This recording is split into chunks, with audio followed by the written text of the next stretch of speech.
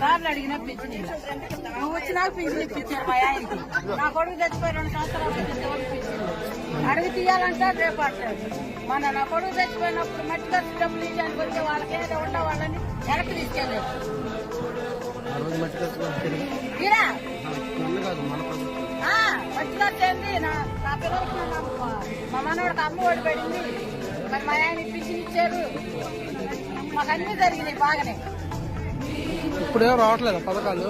ఏమి లేవు. ఇంతవరకు మా మనవాడికి దొరికి ఏమి చచ్చిపోయి ఇంతవరకు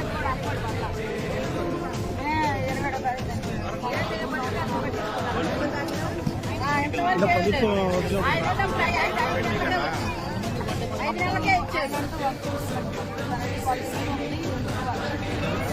పంపించారు మమ్మల్ని. ఇచ్చిన వాళ్ళకి పంపించారు. వాణిరా దేవుడు ఆయన ఉన్నాడు కదా.